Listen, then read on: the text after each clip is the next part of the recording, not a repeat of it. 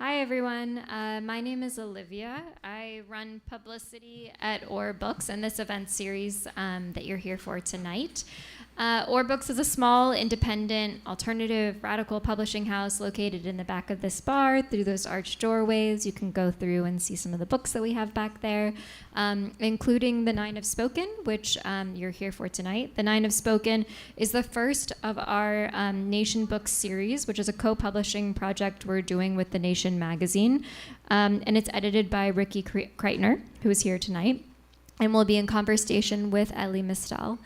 Elie Mystal is a correspondent for The Nation. Ricky is the author of this book and also had a recent book published by FSG that you should check out. Came out in April. It's called Fear No Pharaoh. I'll go ahead and welcome them to the stage. Thank you all so much for being here.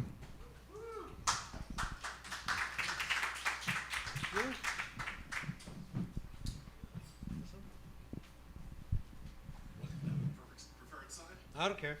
This is good. Hi, everybody in Flesh World and online. Thank you very much for coming out or sitting at home checking us out here. Really excited to launch this volume and as well as the partnership between Nation Books, newly reconceived, and OR Books. It's exciting. I think lots of cool, exciting volumes ahead. We're here to talk about The Nine Have Spoken. I'm going to get to that. First, just a little bit about myself. I was an intern at The Nation magazine back in 2012, which feels like about 300 years ago.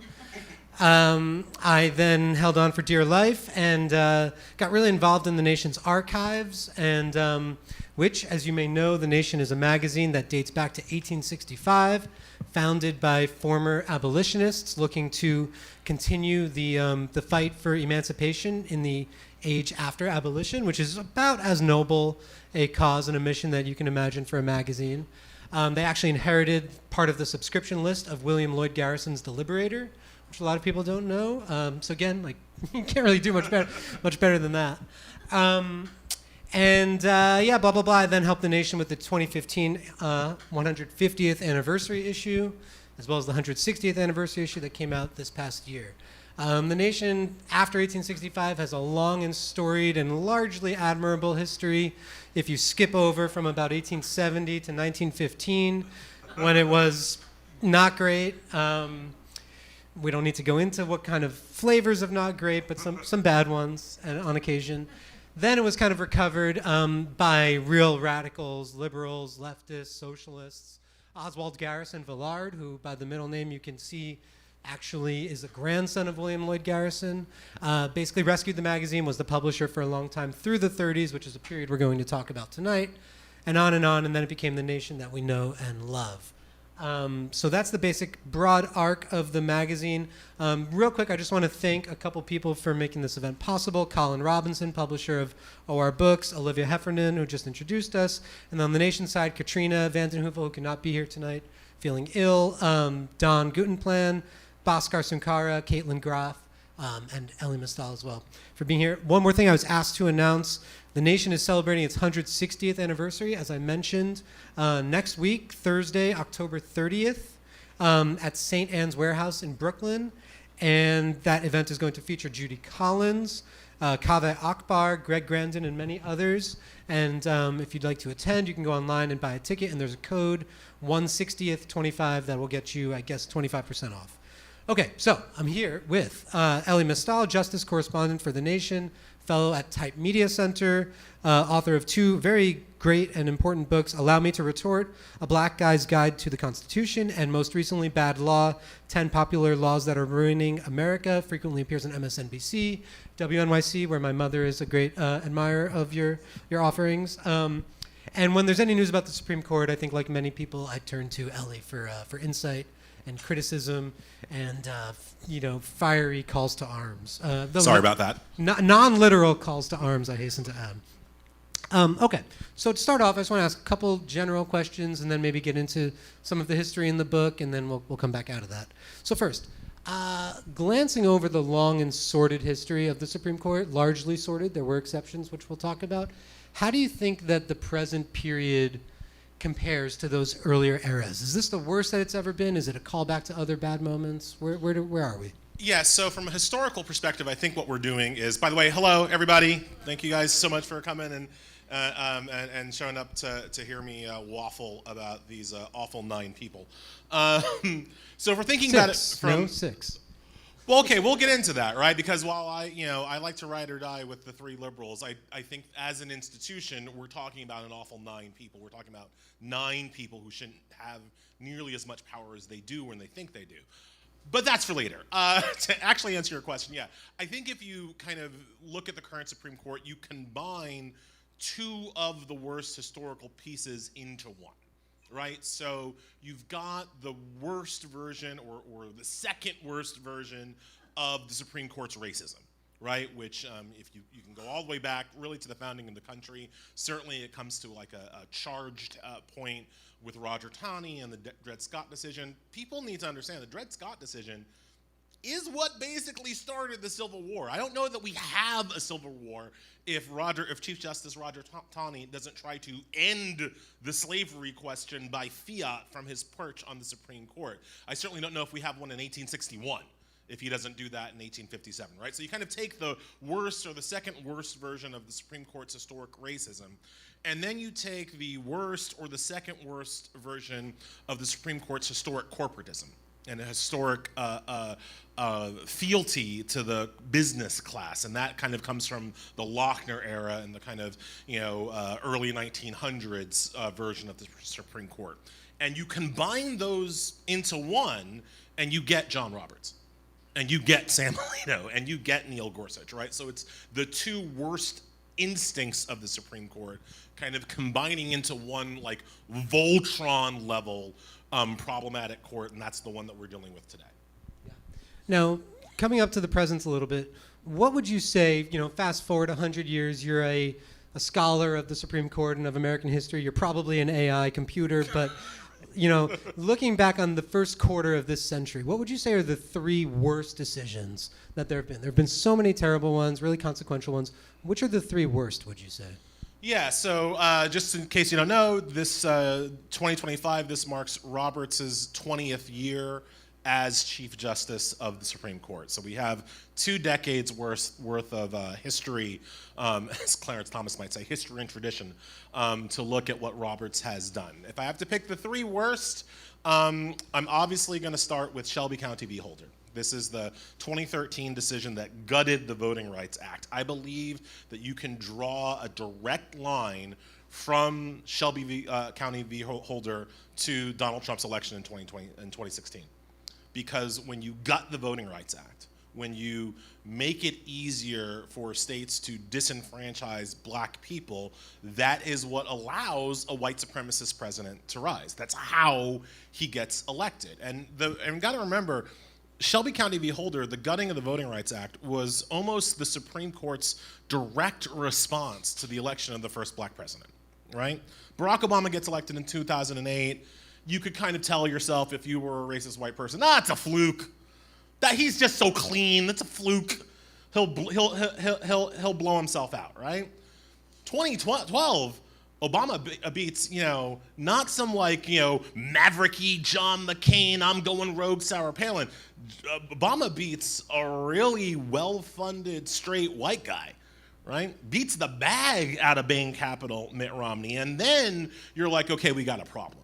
We got a problem because now what we realize is that we have a new emerging majority of this country that combines white liberal voters with overwhelming turnout from African American voters and overwhelming support from Latinos and other ethnic groups, and we can't beat that.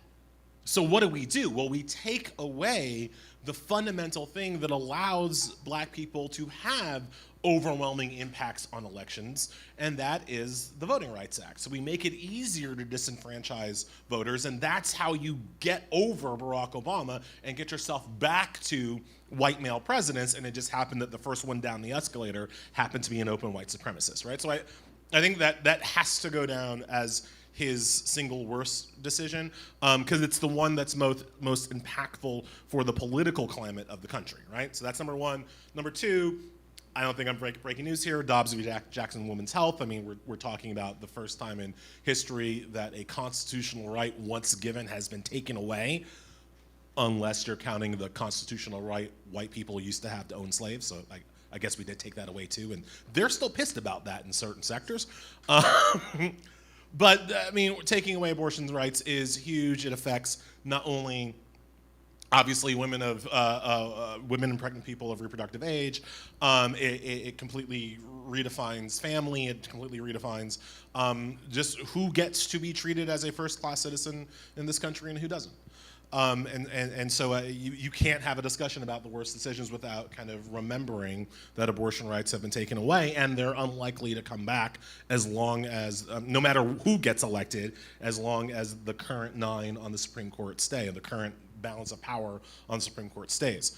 For the third, there are lots of options, right? And I think a lot of liberals would say Citizens United, campaign finance reform, or the lack thereof, and money in politics, and I guess I don't feel Citizens United is in my top 10 bad decisions. I don't know it's in my top 3 just because, there's been corruption in politics for a long time. They just gave it a little extra, kick in the ass. Like, let's get in there and bribe some people. Like, all right, that's bad, but like, Trump v. Hawaii, the approval of the 5th Muslim ban, right? Because it was actually like the 3rd, right? He tried it once and it got knocked down, and he took another bite and got knocked down, and then finally we get to Trump v. Hawaii and the Muslim ban stays. This is a Korematsu level decision. Korematsu being the case that allowed for the internment of Japanese citizens during the Second World War. This is a straight up racist decision. This is a straight up, you can profile people based on their ethnicity and exclude them from the country as a religious matter. Like, that's insane. And when Roberts approved of Trump v. Hawaii, he said, in his opinion, people have likened this case to Korematsu. Well, let me say we are overruling Korematsu in this opinion, because Korematsu had technically never actually been overruled. So Roberts says that he's overruling Korematsu and Trump v. Hawaii.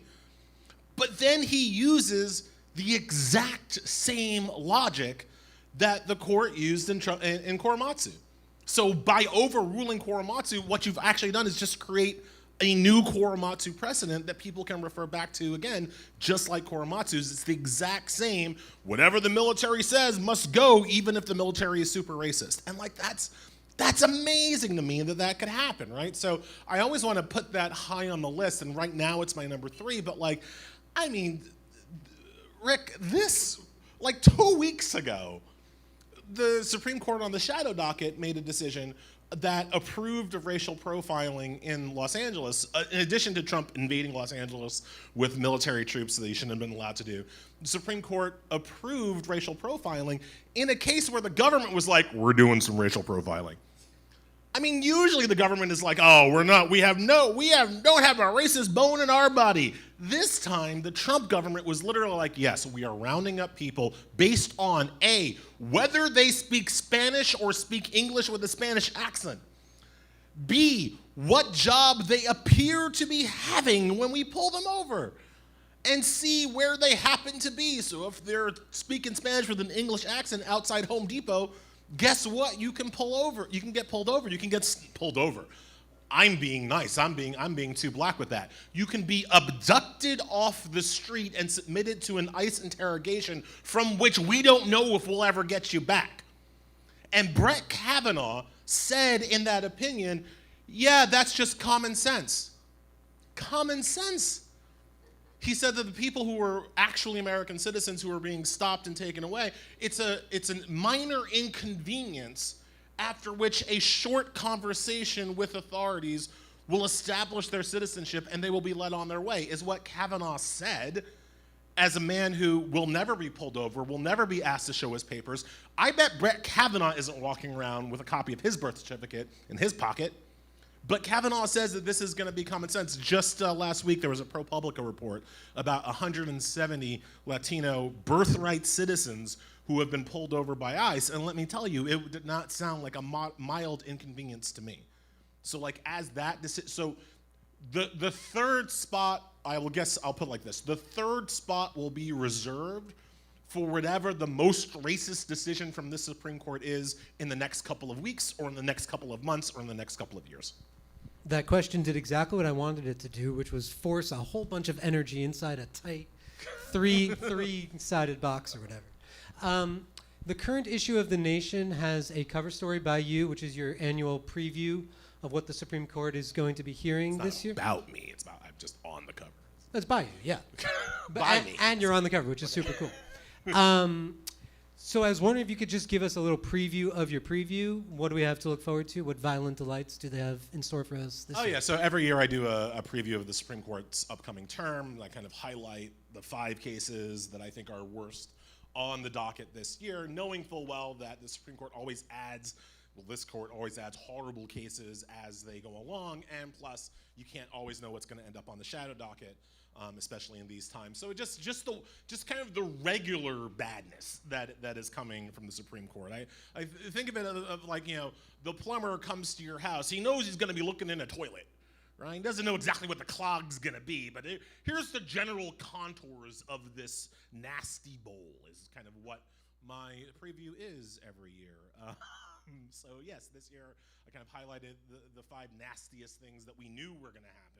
A lot of them have to do with the court's ongoing war against the LGBTQ community, which I always say that is a war that John Roberts has been fighting for 20 years, regardless of who's president, regardless of who's in control of Congress. It's something the court has always looked to. It's a community the court has always looked to menace.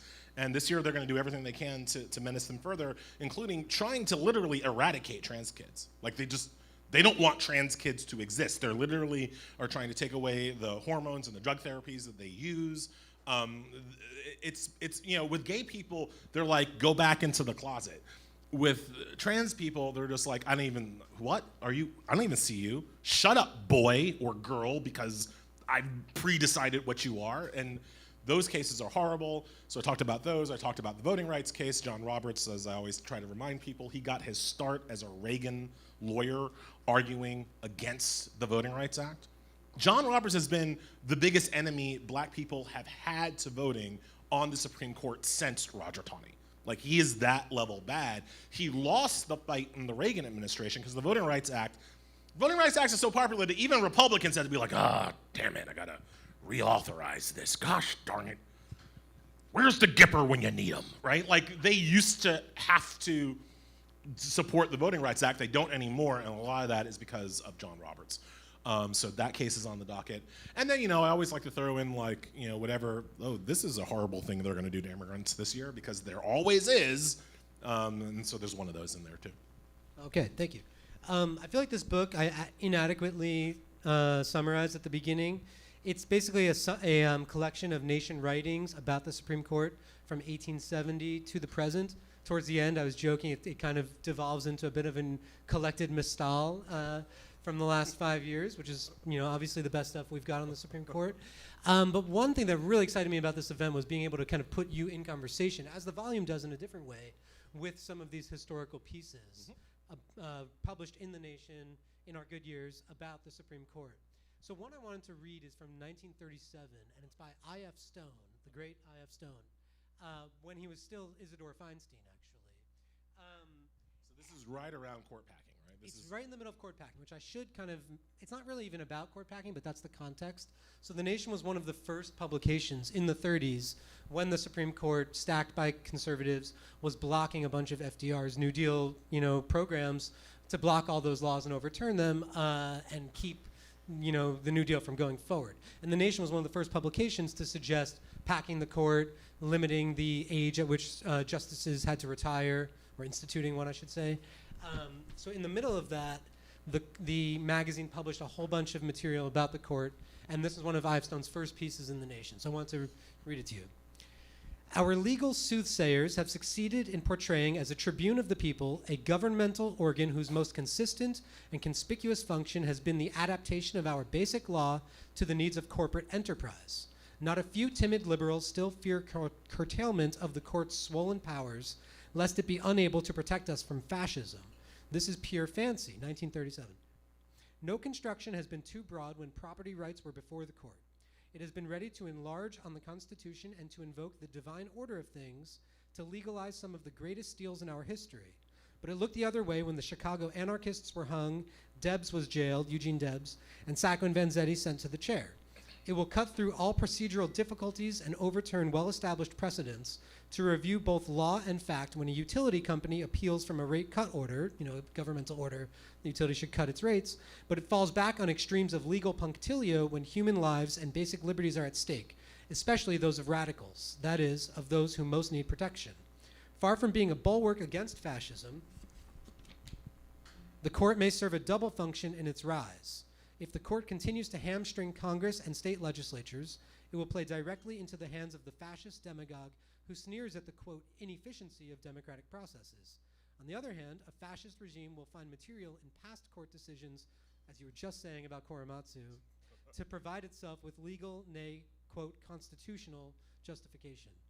So reflecting on that, just based off my reading it, can you talk a little bit about the court and the potential rise of American fascism in our time? Yeah, meet the new boss, same as the old boss, right? So a couple of things jump out to me from that passage. One, let's remember the context here. It's 1937. We're literally looking at the rise of fascism in Europe, but we're also looking at an aggressive economic program that the Supreme Court is actively stymieing through its refusal to let Congress operate under what we know as the commerce power, right? So FDR was making, the New Deal was basically a set of federal programs that were supposed to apply nationwide, and the court was saying, no, you don't have the power to do that, you're just the president. Each individual state has its own economic kind of destiny, and you have to respect that as the president. And FDR was like, I don't remember asking you a goddamn thing. Right? FDR's court packing plan was straight up, I don't like the decisions that are coming out of this court, so I am going to throw more justices on the court until I get enough justices that agree with me. And we remember this as a failure. We remember this as it's the one thing that FDR wasn't able to do. Does FDR remember it as a failure? I bet not. I bet not, because the court got a clue. The court, it's called the switch in time that saved 9. Basically, FDR was losing all these cases 5-4, and after he started threatening to pat the court, Owen Roberts, no relation to the current Chief Justice John Roberts, decided to change his vote, called the switch in time that saved 9. So Owen Roberts now changes his vote. Now FDR goes from losing 5-4 to winning 5-4, and guess what? We don't need to have court packing because I'm winning now. Let's go fight the Nazis. Right? Like FDR, you can say that he was blocked from his court packing plan, but he won his policy issues.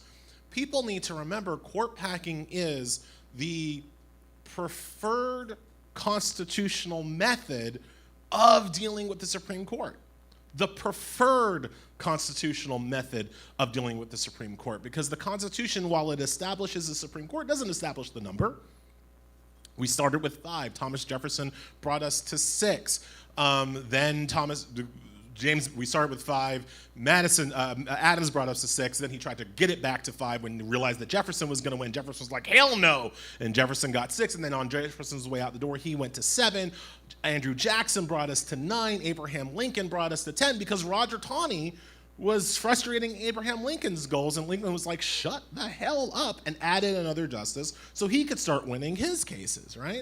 Then Andrew Johnson came in, they were like, we hate you, and they brought it back to 9, and we've been at 9 since the Judiciary Act of 1869, but this used to happen all the time, that we would change the numbers of justices on the Supreme Court. So that's the context for this article in general. The other thing that strikes me from that piece is that he's telling us that the court is doing then exactly what the court is doing now, which is to kowtow to basically any economic interest, to let the rich wield power far beyond one person, one vote, right? To let the titans of the industry of the day control the political agenda of the country, while at the same time refusing to use that immense power to protect free speech.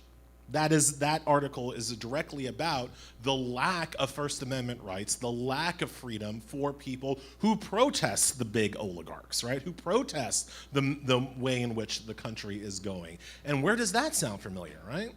Where has this Supreme Court stood strongly for the free speech rights of, I don't know, CBS when it's getting sued by Donald Trump? Like, when does that happen, right? Nothing, right? Instead, we see that Jeff Bezos has immense power and the power to own newspapers and make the newspapers capitulate and say what they want, right? The Supreme Court is nowhere to be found when Jimmy Kimmel gets fired. The Supreme Court doesn't want anything to do with that. They have no problem with that, but they're everywhere to be found anytime Trump wants to give another tax break, make another pro-business deal. It'll be interesting to see what they do with tariffs. It'll be interesting to see what they do with tariffs, because I do think there's a chance that Trump could lose that, and the way I like to put it is John Roberts is okay with Trump having power over me and what I write. I don't know if he's okay with Trump having power over John Roberts' 401k. I don't know that yet. He might be, but I don't know that yet. So we have to, I don't know that Trump is, the tariff case will be very interesting to me, and it'll happen while we're on the cruise. So. Interesting times. There's another piece in the book that I'll let people buy the book and read it for themselves, but it's an editorial arguing against the confirmation of John Roberts to the Supreme Court in 2005. It's a really interesting piece. But about Roberts generally, why do you think he's been allowed to get away for so long with the "I'm just an umpire who calls balls and strikes" charade? Part of this is maybe like a media criticism question, yeah. But why have the American people been like fooled into this until very recently? He was, universally respected. Well, part of it is a huge fault of the media. John Roberts is genteel. John Roberts is a gentleman. John Roberts kind of speaks in the ways that Republicans used to see. He sounds like a Reagan Republican when he talks, right? As opposed to, Sam Alito, who sounds like the bad guy in a Disney movie, right? Like, I mean, literally, if you just look at the I don't mean to be ad hominem here, but if you just look at the quality of Sam Alito's voice, it's very whiny, right? You can almost see him giving an apple to a young girl that's full of poison. Like, that's how he sounds. John Roberts sounds totally reasonable, and he just doesn't think young women should have the right to control their own hoo-has. That's right. So it is media. It is like he has a really good press team, and inside Beltway journalists have been very solicitous to him over the course of his 20 years. I think that's one reason. The other reason is that John Roberts is not a moderate, but as compared to the absolute crazy people that are on his side of the argument, he can sure sound moderate sometimes. I mean, you got to remember, on Roberts' side, there are two sexual predators, one Disney villain, as I've cared, and Neil Gorsuch, who always is talking, is basically like, the wife of Bath would not agree with this gun law, right? He's completely out to lunch. And then you've got Clarence Thomas, who is playing like a bad guy in Django. So when you have those extremists and crazies, Roberts can sound moderate. I like to put it this way.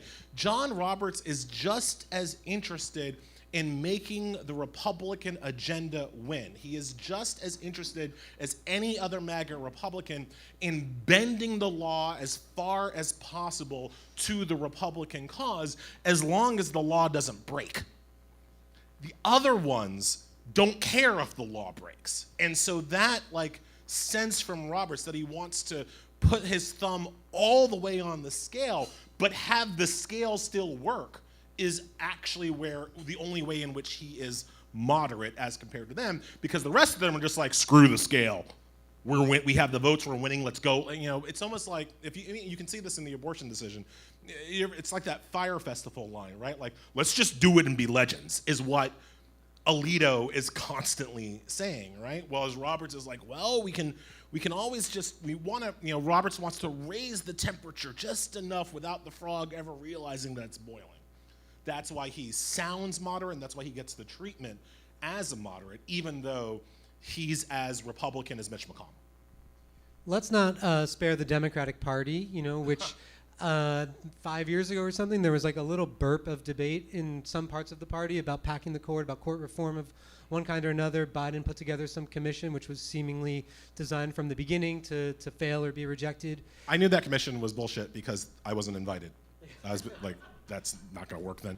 Yeah, well, I mean, one version of this question that I considered asking you was if Democrats do like get together some kind of Project 2029 or something and put you in charge of the Supreme Court chapter, which they should definitely do, what would you suggest? What exactly should we be doing, and why has it not goddamn been done yet, by the Democratic Party? Yeah, so really quickly, obviously I'm court packing all the way. Like, court packing is the one only true solution. Like, that is how you fix this, right? You bring more your guys to the fight than they have their guys, and that's how you win the fight, right?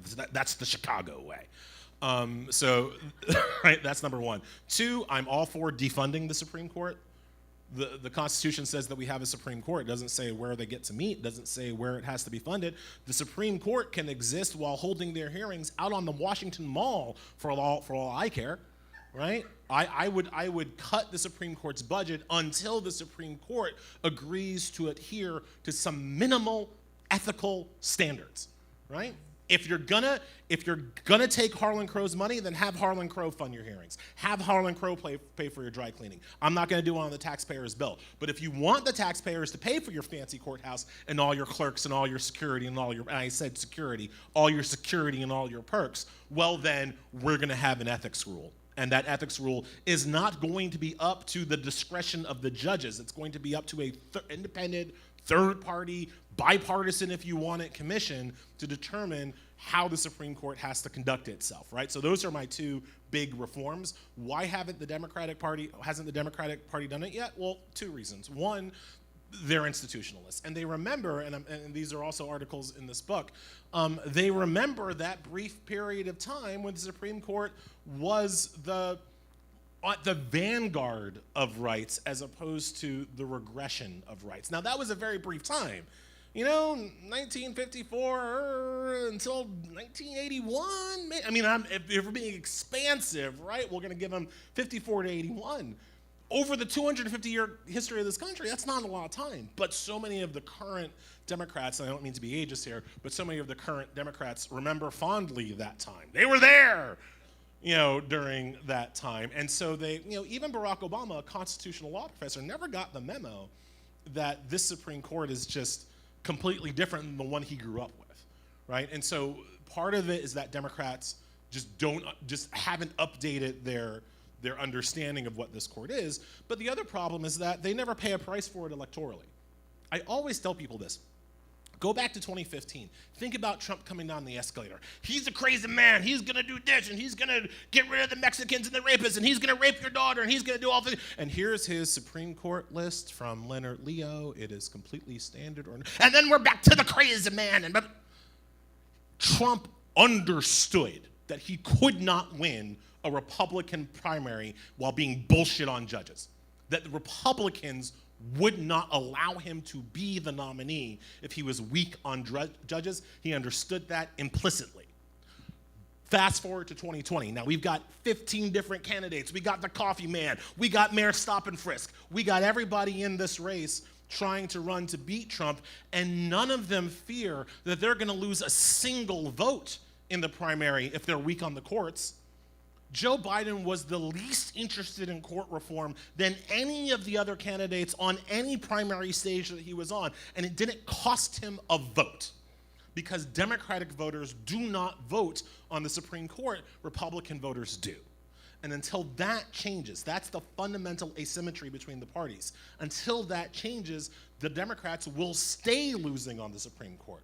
You take out one of these guys. I mean, it doesn't even have to be a lot. You take out, back when he was running, before he retired, you take out Dick Durbin because Dick Durbin is weak on the courts.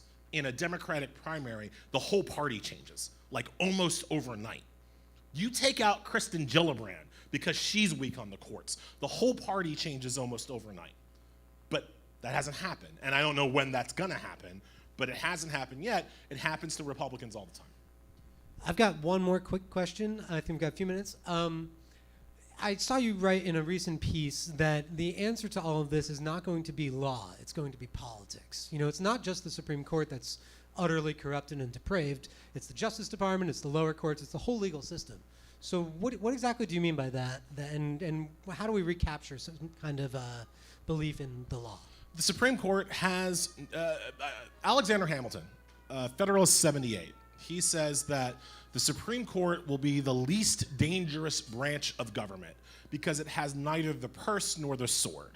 Right? What he meant was that the Supreme Court doesn't have the power to tax, that's Congress. It doesn't have the power to raise an army, that's the president. Right? The Supreme Court has no independent enforcement power of its own rulings. It rules by consensus. It rules by the agreement of the branches with actual power to do what the Supreme Court says. And Hamilton theorized that because of that, the other two, the elected branches, would always keep the Supreme Court in check because they would simply ignore the Supreme Court if it got too far head over his skis. The next time Hamilton would be as wrong, he'd be in New Jersey firing his gun up into the air. He was completely wrong about that one. And that's because what we've seen is that Congress and the president don't have the intestinal fortitude to oppose the Supreme Court. A couple of presidents did. We've already talked about FDR. Teddy Roosevelt, famously said the judges made us. Actually, it was Andrew Jackson, the racist, who said the judges made this decision. Now let's see him enforce it. Teddy Roosevelt once was told that he couldn't didn't have the authority to fund the Navy in the way that he wanted to. He sent the Navy halfway out into the ocean. Was like, would the Supreme Court like to bring them back now? Like there have been presidents that have stood up to these people, but they are few and far between. The current one who's standing up to them, Donald Trump. Donald Trump. The Supreme Court is afraid of him because the Supreme Court knows, John Roberts knows, that Donald Trump is the kind of cat who, if Donald Trump doesn't get a decision he likes, Donald Trump isn't going to follow that decision. And if Trump doesn't follow a Supreme Court decision, it will be a starting gun, it will be a flare gun to everybody else in the country that maybe these decisions don't have to be followed, that maybe these people don't have to be listened to, because what are they going to do about it? What is John Roberts going to do if he says, you can't have abortions anymore, and Joe Biden says, yeah, well, I just sent the 66th Airborne into Texas to provide abortion services, so that's what we're doing. What? No! Is all Roberts is going to ineffectually say. So when I say that the answer is political, I don't just mean we have to get out there and vote harder, guys, and elect Democrats. We do have to do all that. Yes, we have to vote smarter and harder. I'm not saying don't vote. I'm not saying vote for Jill Stein. I'm not crazy. What? I get it.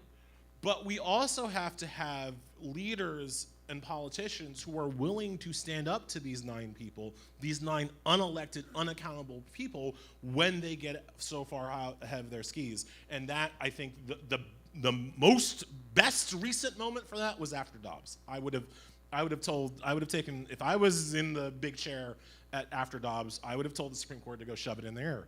And I would have used every stitch of executive power to make sure abortion services were provided in the states that were denying them until I could get Congress to reauthorize legislation. Like that would have been my sole focus. Biden, not only did he follow the letter of the law, he followed the spirit of the law. He followed the spirit of the law, and we've got to stop electing Democrats who are going to do that with this Supreme Court. Well, thank you, Elie. Again, the book is The 9 Have Spoken. You can get it online. If you want to see Elie in conversation with the vast range of nation, contributors on the Supreme Court over the last 160 years. Are we doing questions or?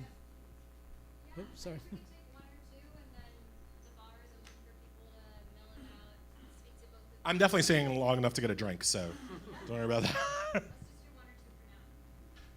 Yeah. Do you think the members of the Supreme Court should be elected? So I'll just repeat the question for the webcam. The question was, do I think the members of the Supreme Court should be elected? So that's a super interesting question. Because as much as I hate unelected power, I'm also aware of what majorities do, right? I'm aware that Bodie McBoatface is what happens when you let the people name the ships, right? Sandra Day O'Connor, the late Sandra Day O'Connor, made great arguments for why judges shouldn't be elected. Because remember, we do have judges that are elected at the state level all the time. Those don't go very well, right?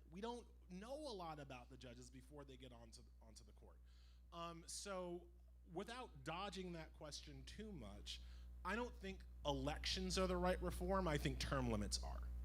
So I'm kind of okay, generally speaking, somewhat with a panel, with an appointment process. Maybe I'd want an independent commission to appoint the justices as opposed to just the president with the consent. Like we can futz around with who gets to do the appointing, but I'm kind of fundamentally okay with the appointing. I'm not okay with the lifetime power. Lifetime power never works, right? And it's also like, and I talked about this in my first book. Also remember, like when they wrote lifetime power in, the rest of your life was a completely different idea, in 1787 than it is now, right? The rest of your life was like until you got a cold, right? And then maybe that was it, right? You put a person on the bench at 50, you're not really thinking they're going to be there much past 15, 20 years, right? Now you've got people being put on the bench at 50 who are going to last for 25, 30 years. It's a different proposition than what was written in the Constitution. So I think getting some kind of term limits in is really important. The current term limit plan, I think, is a terrible one because it starts at 18 years. First of all, I don't think you can do it within the current structures of the Constitution. I think you literally need a constitutional amendment to get term limits. And secondly, the idea that we're going to start term limits going forward. So like the next justice has term limits, but the ones already on there don't. Like that's just dumb, right? So we have to work out how to do term limits, but I think term limits are the better answer than elections. How long do you think a term should be? How long do I think a term should be? Look, the Senate is 6 years, and we've decided that 6 years is the longest a person should go without having to be recalled by the people. So you could convince me on 8 as a term, but even once you get beyond 10, like nobody should have power for more than a decade. I mean, look, nobody should keep a hairstyle for longer than a decade, right? Like things change, man. Like, and so to wield power continuously for over a decade, that is too long.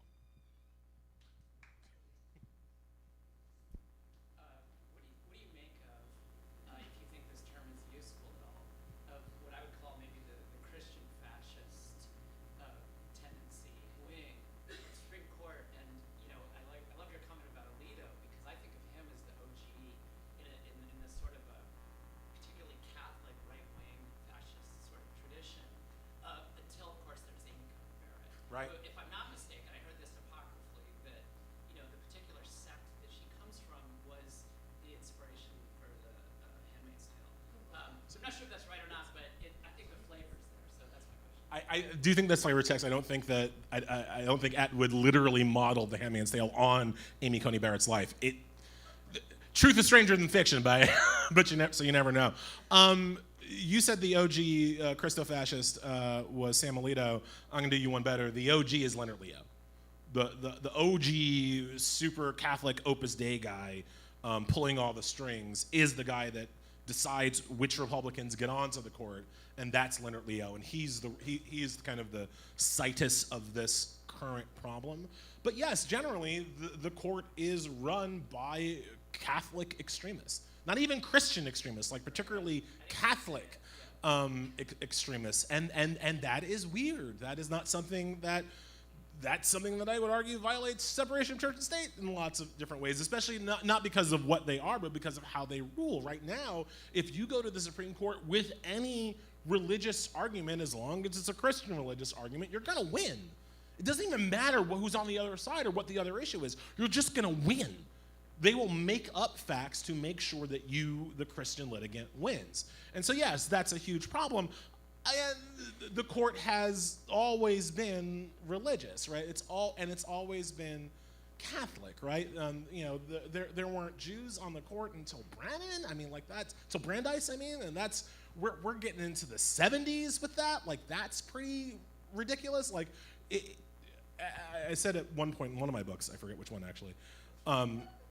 If you don't think that this is a Christian theocracy, understand that every single law in this country has been passed by a legislature that was majority Christian, signed by an executive that was most likely Christian, reviewed by a Supreme Court that was overwhelmingly Christian. And of course that has a massive effect on the kinds of laws that are allowed and the kinds of laws that aren't. If you had a secular court, there's no way Dobbs happens. There's just no way Dobbs happens. There's no secular argument for Dobbs. It's only a religious argument. It's only based on your belief of when life begins. If you're Jewish, you don't necessarily believe that. If you're Muslim, you don't necessarily believe that. There are lots of different religious theories about when life begins. This is the Christian one. So yeah, I think that's obviously a huge problem. The way you're supposed to counteract that is that you're supposed to You're supposed to appoint judges that leave their religion at the threshold of their house of worship and come into work in a secular society. We haven't appointed people like that for a very long time. Okay, well, thank you very much, Eli. That was like Elie. That was like watching like a virtuosic guitar player just up close. Real dream come true. Check out the book, The Nine Have Spoken, and stick around for drinks. Thank you. Thank you so much. As Ricky said, we have books in the front for sale, so don't miss out on getting one. Thanks.